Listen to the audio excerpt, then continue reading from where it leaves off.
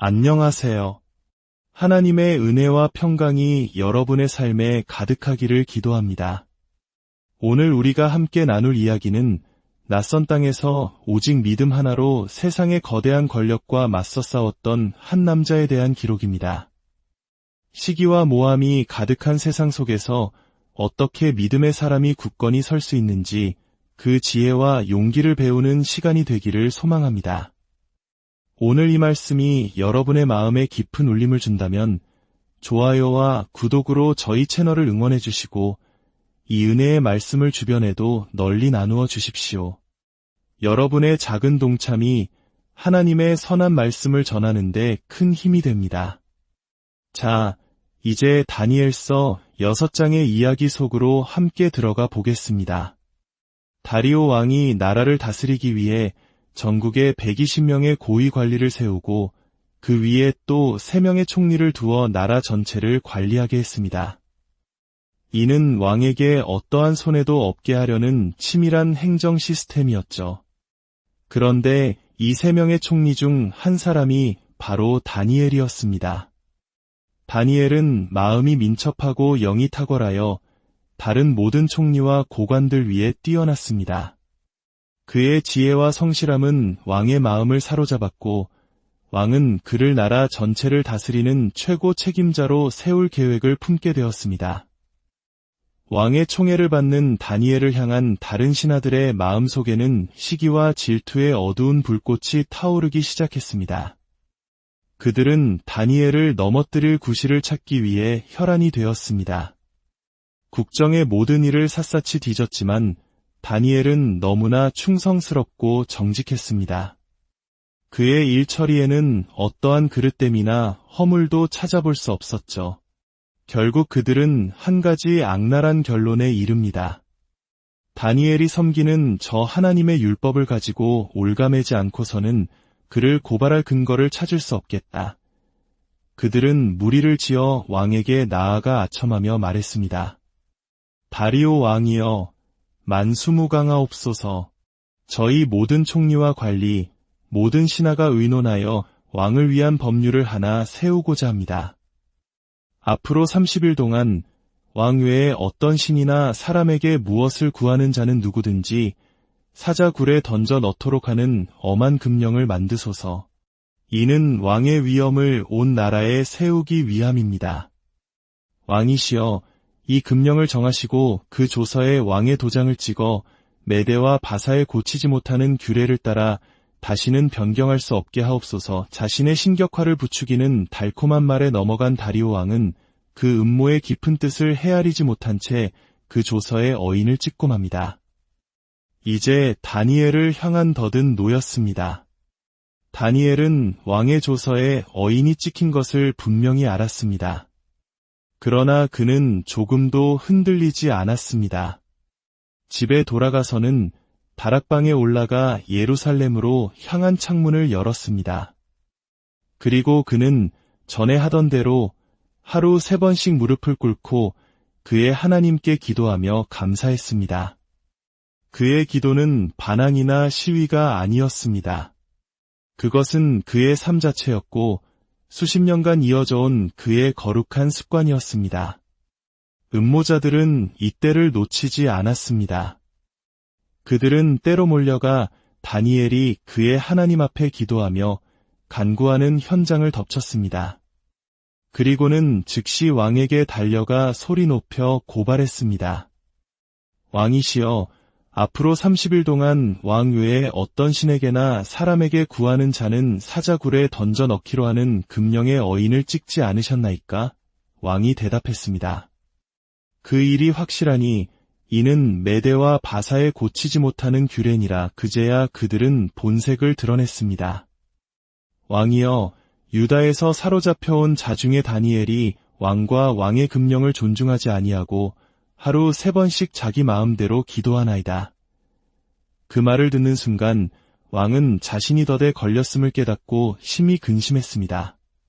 그는 다니엘을 구원하기 위해 마음을 쓰며 해가 질 때까지 온 힘을 다해 방법을 찾아보았지만 한번 선포된 법을 되돌릴 수는 없었습니다. 신하들은 다시 왕에게 몰려와 압박했습니다. 왕이여, 왕께서 세우신 법률과 칙령은 절대로 변경할 수 없음을 아시나이다. 결국 왕은 명령을 내릴 수밖에 없었습니다. 사람들이 다니엘을 끌고 사자 굴에 던져 넣었습니다. 왕은 차마 그를 보지 못하고 마지막 희망을 담아 외쳤습니다. 다니엘아, 내가 항상 섬기는 너의 하나님이 너를 구원하시리라. 사람들은 커다란 돌을 굴려굴 어기를 막았고 왕은 자신의 도장과 귀족들의 도장으로 그 돌을 봉했습니다. 다니엘에 관한 조치가 조금도 변경되지 못하게 하려는 것이었죠. 그날 밤 왕은 궁으로 돌아와 밤새도록 금식하며 잠 못 이루었습니다. 어떤 즐거움도 그를 위로하지 못했고 깊은 번민 속에 밤을 지새웠습니다. 다음 날 새벽, 왕은 날이 밝자마자 급히 사자굴로 달려갔습니다. 슬픔에 잠긴 목소리로 그는 굴을 향해 부르짖었습니다. 살아계시는 하나님의 종 다니엘아, 내가 항상 섬기는 내 하나님이 사자들에게서 너를 능히 구원하셨느냐? 그때 굴 속에서 다니엘의 목소리가 울려 퍼졌습니다. 왕이여, 만수무강하옵소서. 나의 하나님이 이미 그의 천사를 보내어 사자들의 입을 봉하셨으므로 사자들이 나를 상해하지 못하였사오니 이는 나의 무죄함이 그 앞에 명백함이오며 또한 왕께도 나는 해를 끼치지 아니하였나이다. 왕은 심히 기뻐하며 다니엘을 굴에서 끌어올리라 명했습니다. 사람들이 다니엘을 끌어올렸을 때 그의 몸에는 아무런 상처도 없었습니다. 이는 그가 자기의 하나님을 믿었기 때문이었습니다. 왕은 즉시 명령을 내려 다니엘을 참소했던 사람들과 그들의 처자들까지 모두 끌어오게 했습니다. 그리고 그들을 사자 굴에 던져 넣었습니다.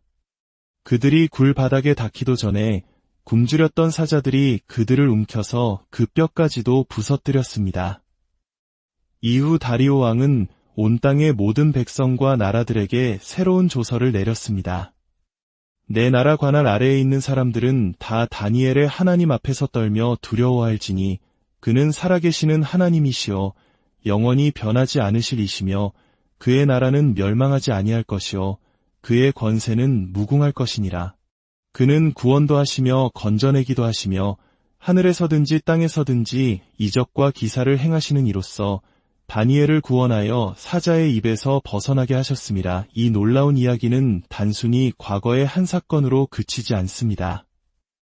여기에는 오늘을 살아가는 우리를 위한 깊은 영적 교훈이 담겨 있습니다.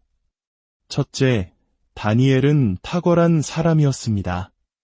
그의 탁월함은 세상적인 재능이나 처세술에서 나온 것이 아니었습니다. 그것은 그의 삶의 중심에 하나님이 계셨기 때문입니다. 그의 공적인 삶과 사적인 삶 사이에는 어떤 간극도 없었습니다. 직장에서의 성실함이 곧 하나님을 향한 예배였고 그의 정직함이 곧 그의 신앙 고백이었습니다.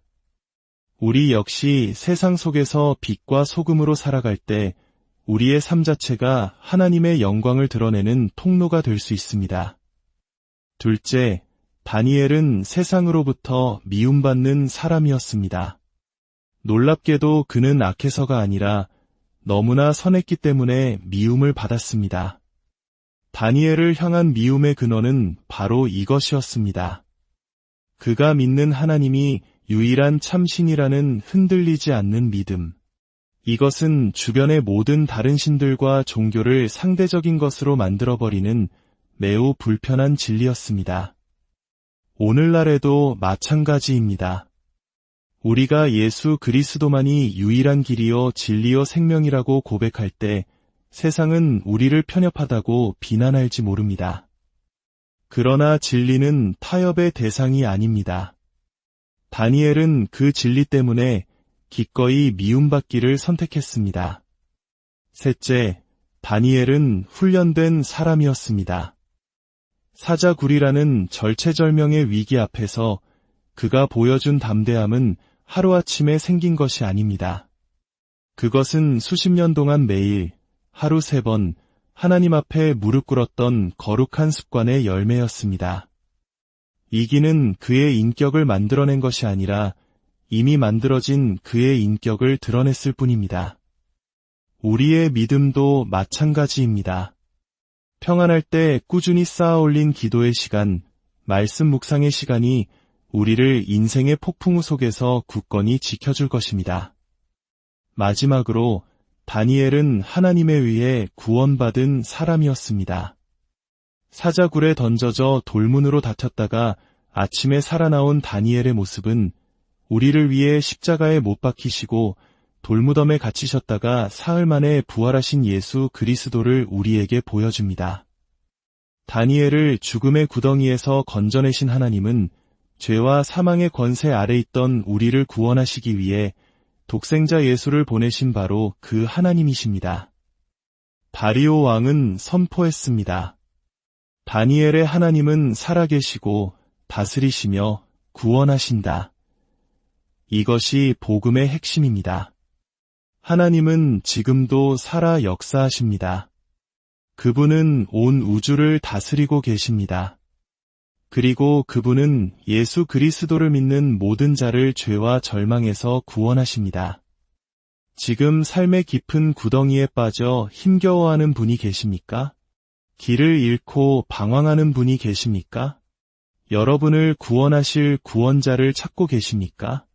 살아계신 하나님께 나오십시오. 그분만이 여러분의 유일한 희망이요 영원한 반석이십니다. 제국은 흥망성쇠를 거듭하고 왕과 권력자들은 나타났다 사라집니다. 세상의 유행과 가치관은 끊임없이 변합니다. 그러나 하나님의 진리는 영원히 변치 않습니다. 다니엘은 그 변치 않는 진리 위에 자기 인생을 세웠습니다. 우리도 이 시대의 다니엘이 될 용기가 있습니까? 세상의 조롱과 불이익 앞에서도 신앙의 지조를 지키고 오직 하나님만을 경배하며 살아갈 용기가 있습니까? 사랑하는 주님, 오늘 다니엘의 이야기를 통해 저희의 믿음을 돌아보게 하시니 감사합니다. 세상의 그 어떤 위협과 유혹 앞에서도 다니엘처럼 흔들리지 않는 믿음을 주옵소서. 매일 주님 앞에 무릎 꿇는 거룩한 습관을 통해 우리의 영성을 훈련하게 하시고 우리의 삶이 세상 속에서 주님의 살아계심을 증거하는 빛이 되게 하여 주옵소서. 우리를 모든 위험과 죄악에서 건져주시는 구원의 하나님을 찬양합니다. 주 예수 그리스도의 은혜와 하나님의 사랑과 성령의 교통하심이 이 말씀을 듣는 모든 분들의 삶 위에 영원토록 함께하시기를 축원합니다.